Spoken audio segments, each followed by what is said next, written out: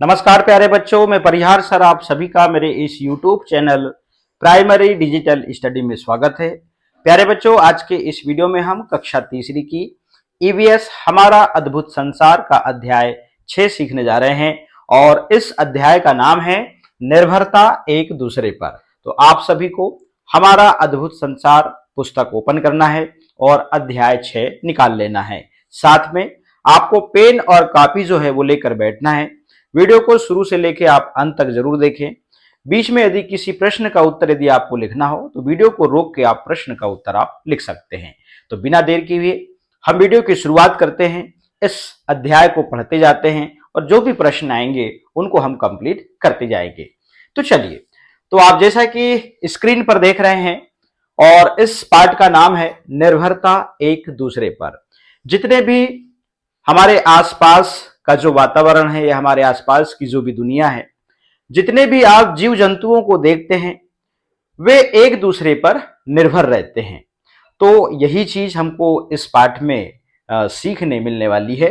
आगे देखते हैं। यहां पर कुछ आपको जीव जंतु दिखाई दे रहे हैं जो ये एक दूसरे पर निर्भर है, जैसा कि आपको यहां पर दिखाई दे रहा है। ठीक है ना। अब हम आगे चलते हैं।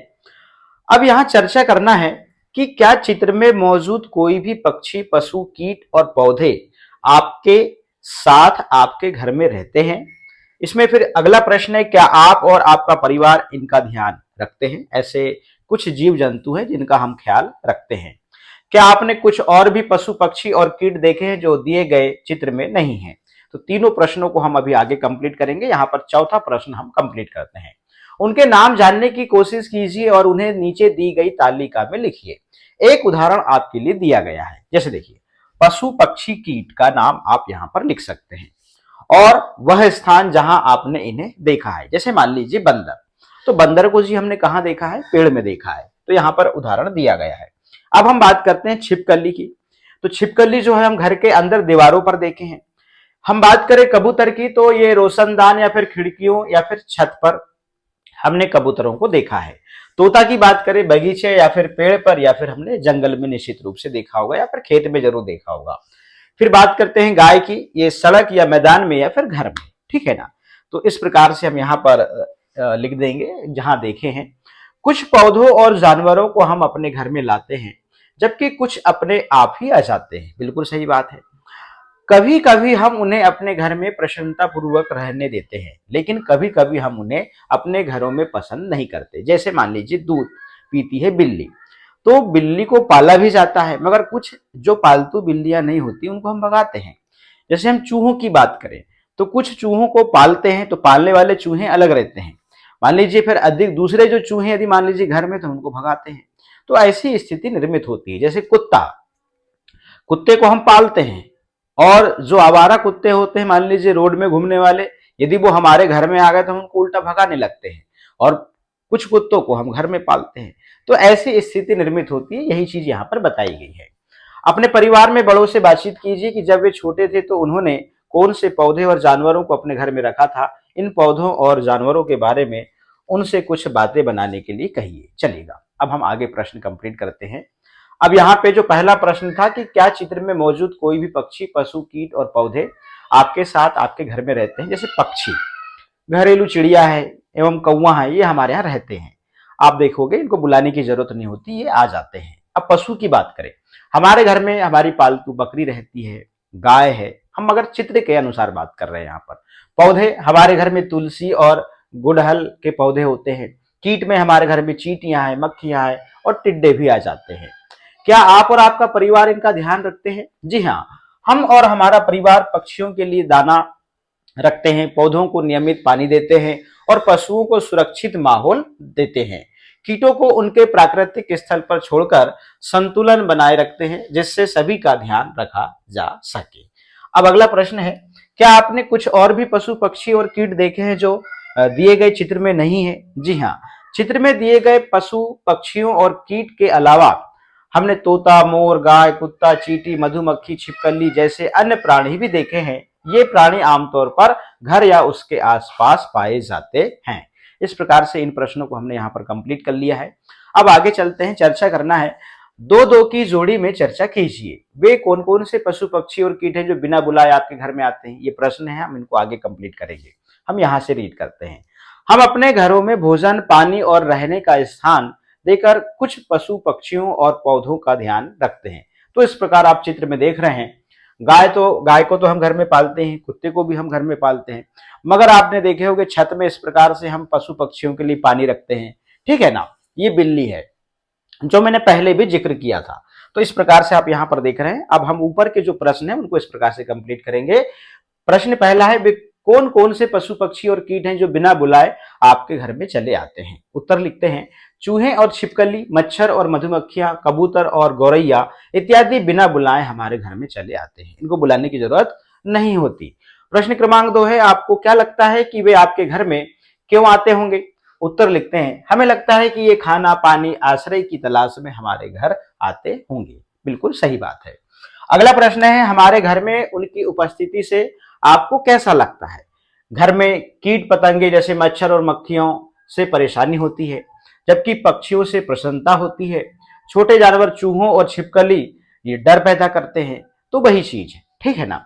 अब प्रश्न क्रमांक 4 है, आप उनमें से किसको पसंद करते हैं? ज्यादातर लोग पक्षियों को पसंद करते हैं क्योंकि वे सुंदर और सुरीली आवाज निकालते हैं। मैं भी पक्षियों को पसंद करता हूं, यदि मैं अपनी बात करूं तो, ठीक है ना।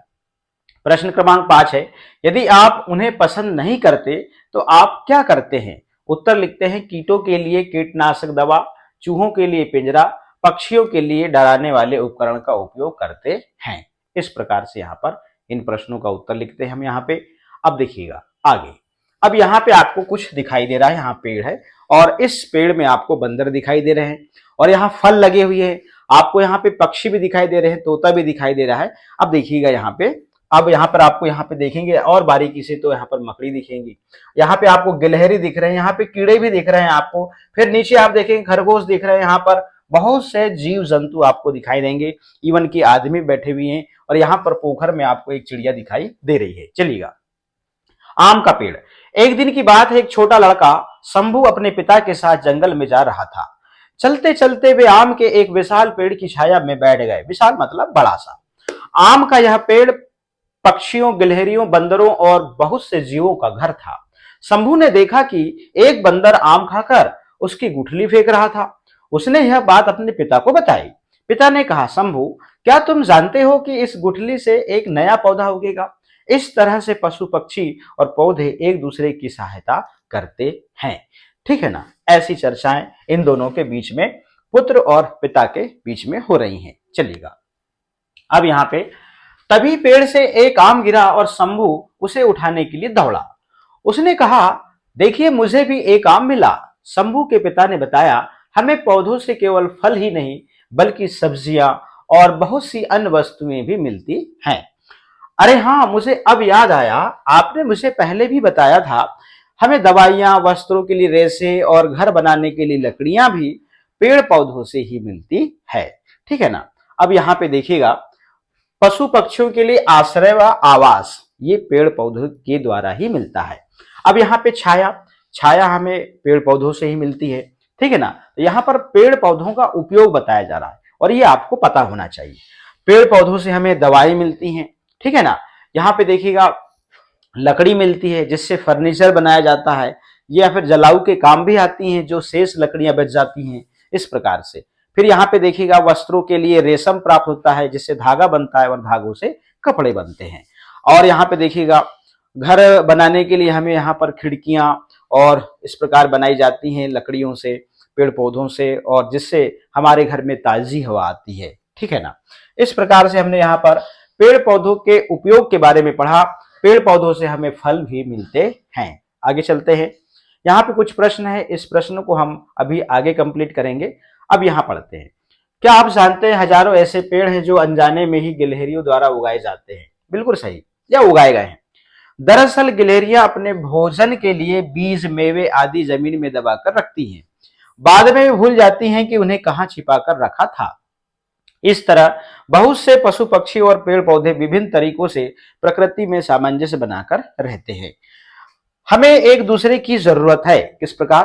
हम जिस तरह से पेड़ पौधे और पशु पक्षियों को सुरक्षा, भोजन और रहने के लिए स्थान देते हैं, उसी तरह हम उनसे बहुत कुछ लेते भी हैं। उदाहरण के लिए जैसे गाय है, भैंस है और बकरियों से हमें दूध और उनका प्यारा साथ मिलता है। हम इन पशु पक्षियों का सम्मान करते हैं और उनके साथ दया, देखभाल और करुणा भरा व्यवहार करते हैं।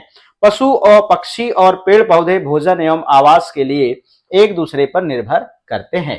अब पशु पक्षी बीजों को एक जगह से दूसरी जगह बिखेरने में पेड़ पौधों की सहायता करते हैं। ये बिल्कुल सही बात है।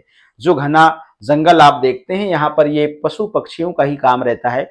आए दिन आप देख रहे हैं जंगल घने हो जाते हैं। पहले तो किसी ने पेड़ पौधे लगाया नहीं होगा, अब जाके जागरूकता आई है, पर्यावरण का महत्व समझ में आया है। इसलिए अब जो है इस डिजिटल की दुनिया में आप वृक्षारोपण को जो है बढ़ावा दिया जा रहा है। मगर इसके पहले की बात करें हम, 20-30 साल पहले की बात करें तो पहले पशु पक्षियां, जो पक्षियां यहाँ से कोई फल को खाया, खाते खाते कहीं गिर गया, वही बीज वहां गिरा, वहां पे फिर वही पौधा बन गया, वो पेड़ बन गया। इस प्रकार की जो प्रक्रिया है इन पशु पक्षियों द्वारा ही वहां पर जंगल को घना करने में बहुत ही मदद मिलती थी। वे अपनी विष्ठा से भूमि को उपजाऊ बनाते हैं। इससे पौधों को दूर दूर तक यहाँ वहां उगने और पनपने में सहायता मिलती है। हम भी भोजन, आवास, वस्त्र और साथ पाने के लिए पशु पक्षियों और पौधे पर निर्भर रहते हैं। भाई पौधों से हमें सब्जियां भाजियां मिलती हैं, उनसे जलाऊ लकड़ी मिलती है। कहने का मतलब ये पर्यावरण है। इस पर्यावरण में जितने भी जीव जंतु हैं सब एक दूसरे पर निर्भर है। ठीक है ना। अब आगे चलते हैं। ऊपर के जो प्रश्न थे उनको हम यहाँ पे कंप्लीट करेंगे। इस प्रकार से हम पेड़ पौधों और पशु पक्षियों पर किस तरह निर्भर हैं, बहुत ही इंपॉर्टेंट प्रश्न है और ये प्रश्न आपको बनना भी चाहिए। हम पेड़ पौधों और पशु पक्षियों पर कई तरह से निर्भर हैं। हमें सांस लेने के लिए ऑक्सीजन सबसे पहले, क्योंकि हम जो सांस लेते हैं ऑक्सीजन, और पेड़ पौधे जो रहते हैं, हम जो कार्बन डाइऑक्साइड को छोड़ते हैं उसी कार्बन डाइऑक्साइड को पेड़ पौधे जो है वो ग्रहण करते हैं, और वे जो ऑक्सीजन छोड़ते हैं, पेड़ पौधे जो ऑक्सीजन छोड़ते हैं उसी ऑक्सीजन को हम ग्रहण करते हैं। तो बताइए कितना बड़ा महत्व है इन पेड़ पौधों का। आगे देखते हैं। पशु पक्षियों पर कई तरह से निर्भर हैं। हमें सांस लेने के लिए ऑक्सीजन, खाने के लिए अनाज और फल, दवाइयां, लकड़ी और वस्त्र इत्यादि पेड़ पौधों से प्राप्त होती है। वहीं पशु पक्षी हमें कई तरह के उत्पाद देते हैं, जैसे दूध है, अंडे है और मांस है इत्यादि है। हमारी जिंदगी पेड़ पौधों और पशु पक्षियों पर ही टिकी हुई है। तो यहाँ पर किस प्रकार से हम पेड़ पौधों पर निर्भर हैं या उन पर हमारी निर्भरता बनी हुई है, उस चीज को हम यहाँ पर सीख रहे हैं इस पाठ में। प्रश्न क्रमांक 2 है, पेड़ पौधों या पौधे किस तरह से पशु पक्षियों की सहायता करते हैं। देखिएगा उत्तर। पेड़ पौधे पशु पक्षियों को आश्रय, भोजन और सुरक्षा प्रदान करते हैं। वे पक्षियों के लिए घोंसले बनाने की जगह, जानवरों के लिए छिपने की जगह और सभी के लिए भोजन, फल, बीज, पत्ते उपलब्ध कराते हैं। ये पेड़ पौधों का काम है। चलिए अब अगला प्रश्न है, पशु पक्षी किस तरह से पौधों की सहायता करते हैं।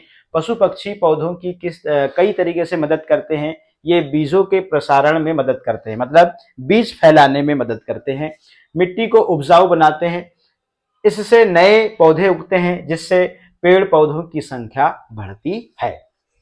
अब प्रश्न क्रमांक 4 है, आप अपने आसपास के स्थानों पर पेड़ पौधे और पशु पक्षियों का ध्यान कैसे रखते हैं। उत्तर लिखते हैं, हम अपने आसपास के स्थानों पर पेड़ पौधे और पशु पक्षियों को सुरक्षा और भोजन और रहने के लिए स्थान देते हैं। अगला प्रश्न है, पशु पक्षी और पेड़ पौधे हम पर किस तरह निर्भर हैं। अब देखिएगा ये भी बहुत महत्वपूर्ण प्रश्न है।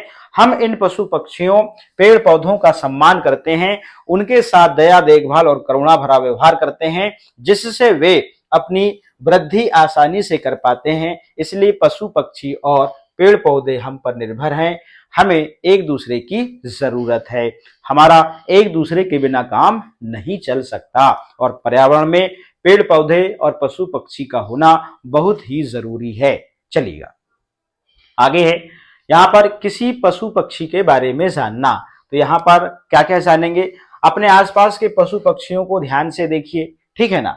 इनमें से किसी एक पशु जैसे बकरी है, गाय है, कुत्ता है, बिल्ली है, या किसी पक्षी जैसे कौवा, कबूतर, गौरैया, तोता, बतख को चुनिए जिन्हें आप प्रायः देखते हैं।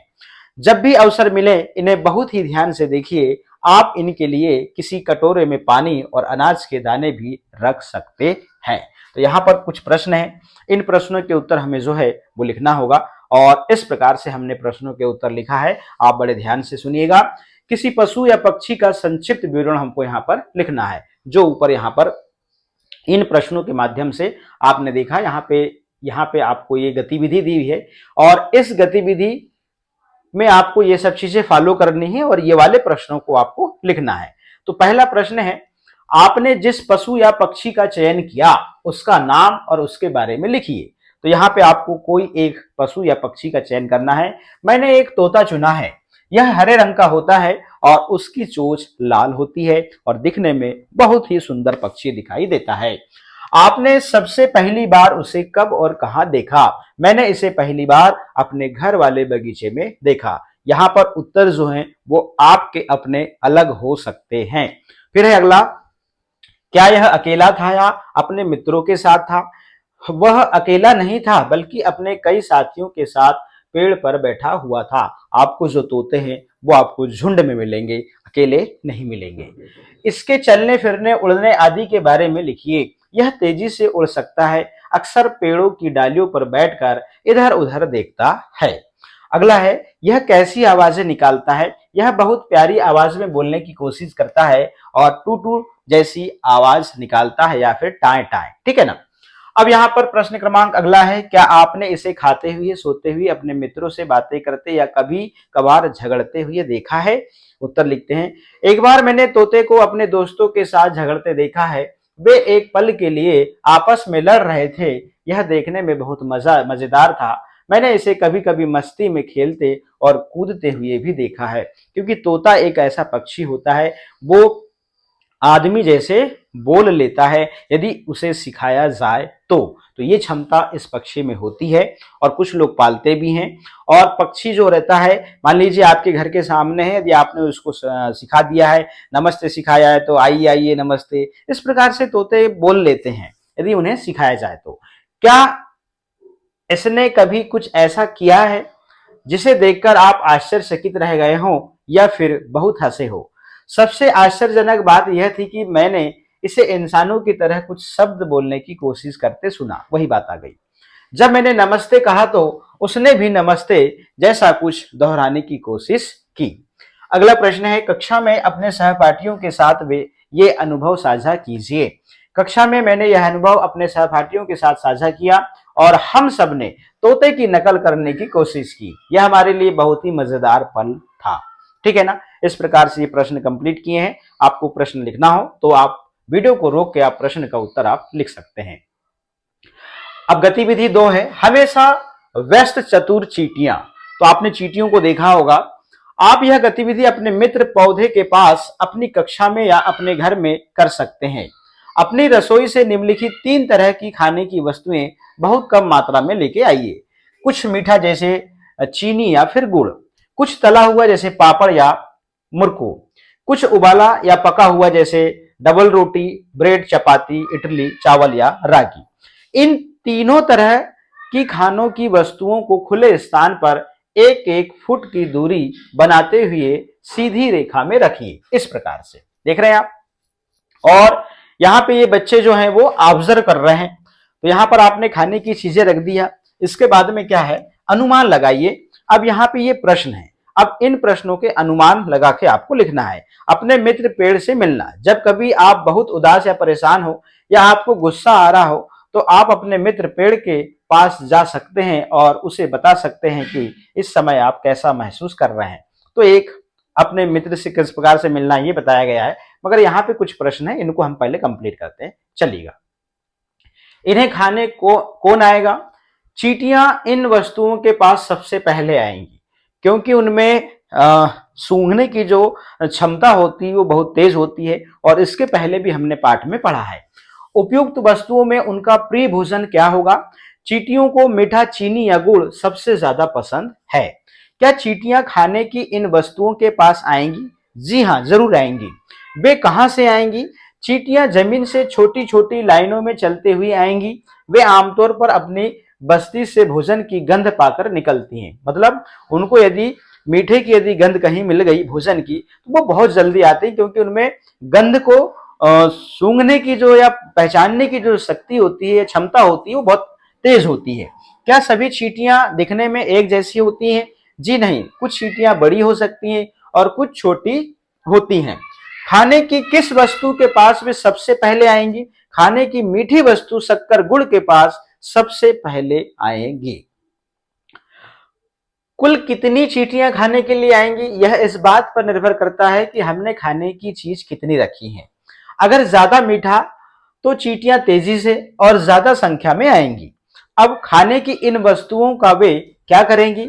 चींटियां इन वस्तुओं को छोटे छोटे टुकड़ों में काटकर अपनी बस्ती में ले जाएंगी जहां वे रहती हैं, है ना। वो भोजन का स्टोरेज करती हैं और जब बरसात कभी आ जाती है तो वो बैठकर अपने बड़े मजे से उस भोजन को करती है। ठीक है ना। अब आगे चलते हैं। इस प्रकार ये गतिविधि 2 थी, इसमें आपको ऑब्जर्व करना है और आपको लिखना है। यहाँ पे आपके जो जवाब है, उत्तर जो है वो अलग अलग हो सकते हैं आपके अनुभव के अनुसार। अब अगला पेज है, यहाँ पे देखिएगा। अब यहाँ पे आप अपने पेड़ मित्र से यहाँ पर मिलने गए हैं। आप अपने मित्र पेड़ के साथ अपनी खुशियां भी साझा कर सकते हैं। अपने मित्र पेड़ के साथ अपनी भावनाएं साझा करके आपको कैसा लगा, ये प्रश्न अभी हम आगे कंप्लीट करेंगे। पेड़ों को हमारी देखभाल और सहायता की आवश्यकता होती है और पशु पक्षियों को भी।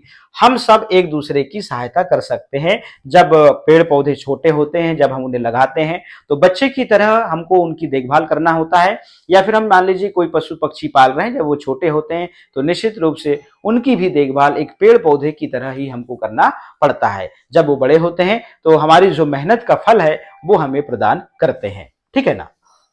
अब यहाँ पे गतिविधि है, अनुमान लगाइए मैं कौन हूं। दो दो के जोड़े में बैठिए, जोड़े में से कोई एक किसी पशु पक्षी कीट या पेड़ का नाम सोचेगा। अपने साथी के कान में वह नाम फुसफुसाकर धीमे से कहेगा। ध्यान रहे कि आपको जोर से नहीं बोलना है। अब आपके साथी को शेष सहपाठियों के सामने उस पशु पक्षी कीट या पेड़ की तरह अभिनय करना होगा। इस अभिनय को देखकर बाकी बच्चे अनुमान लगाएंगे कि किसका अभिनय किया जा रहा है। इसके बाद आप जोड़े के अपने दूसरे साथी से भूमिकाएं बदल सकते हैं। उदाहरण के लिए गोपा के मित्र अली ने, तो यहाँ पर ये 2 प्रश्न है और ऊपर का एक प्रश्न, हम इसको इस प्रकार से कंप्लीट करते हैं।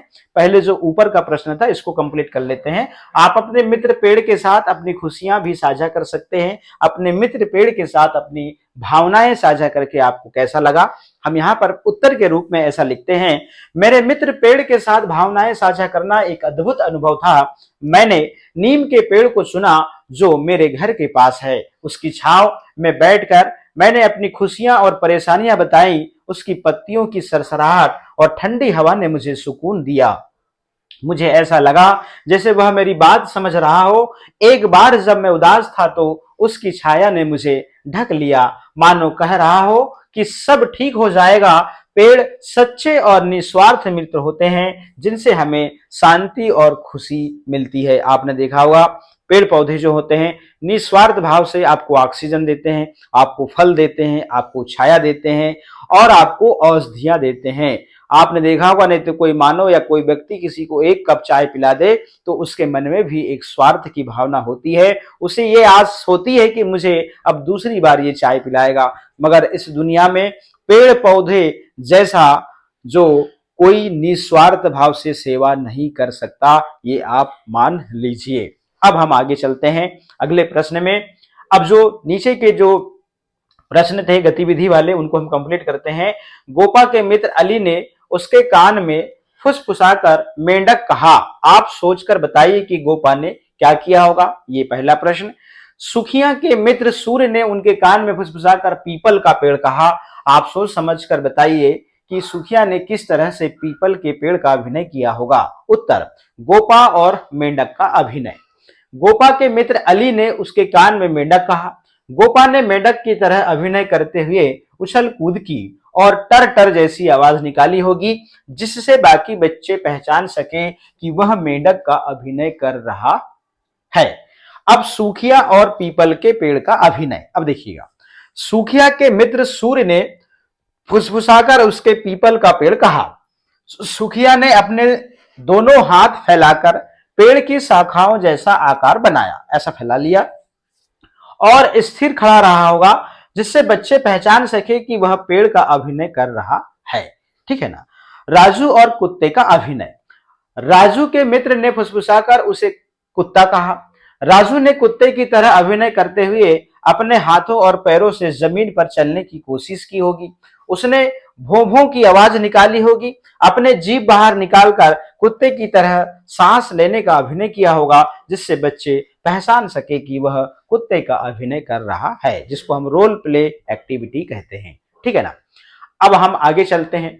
आइए मंथन करें, चर्चा कीजिए। यहाँ पर ऊपर 3 प्रश्न दिख रहे हैं। 3 प्रश्न को हम इस पेज के बाद कंप्लीट करेंगे। नीचे दिए गए रिक्त स्थानों में पेड़ पौधे, पशु पक्षियों या कीटों के नाम लिखिए। मुझे मोर को देखना बहुत अच्छा लगता है, क्योंकि यह अपने सुंदर पंख फैलाकर नाचता है। तो यहाँ पर खाली स्थान में आपको भरना है। फिर दूसरे नंबर पर बंदर से मिलकर मुझे बहुत हंसी आती है, क्योंकि वह बहुत मस्ती करता है। मेरे मित्र को नीम का पेड़ पसंद है, क्योंकि वह छाया और औषधि देता है। ठीक है ना। फिर अगला है, मैं गाय का ध्यान रखना चाहूंगी या चाहूंगा, क्योंकि यह हमें दूध देती है और इससे हमारा एक प्रकार से व्यवसाय भी चलता है। यहाँ पर नीम के पेड़ की बात करी गई। सचमुच में नीम का जो पेड़ है एक औषधि पेड़ है और ये हमारा मित्र के रूप में भी काम आता है। इसकी आप लकड़ी कह लें, इसकी पत्तियां कह लें, इससे बहुत सारे फायदे हैं। हमने नीम का पेड़ भी पढ़ा हुआ है। चलिएगा, अब हम आगे चलते हैं। आप उसे क्यों पसंद करते हैं? मुझे मोर पसंद है, क्योंकि यह देखने में बहुत सुंदर होता है और यह बारिश में नाचता है और अपने रंग बिरंगे पंखों से बहुत सुंदर लगता है। ऊपर के 3 प्रश्न हैं, इनको कंप्लीट करेंगे। हम पेड़ पौधों तथा पशु पक्षियों पर किस तरह से निर्भर हैं? हम भोजन, जल, हवा, छाया, लकड़ी, फल, फूल और पर्यावरण के संतुलन के लिए पेड़ पौधों पर निर्भर है। पशु पक्षी हमें दूध, ऊन, मांस और खेती में सहायता प्रदान करते हैं।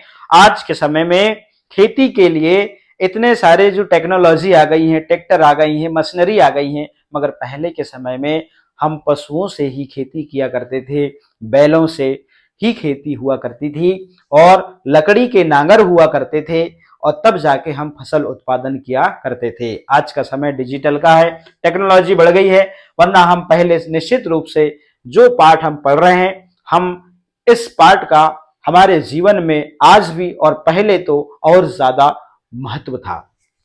फिर आगे प्रश्न क्रमांक 2, हमें अपने परिवेश में मौजूद पेड़ पौधे व पशु पक्षियों की देखभाल किस प्रकार से करनी चाहिए?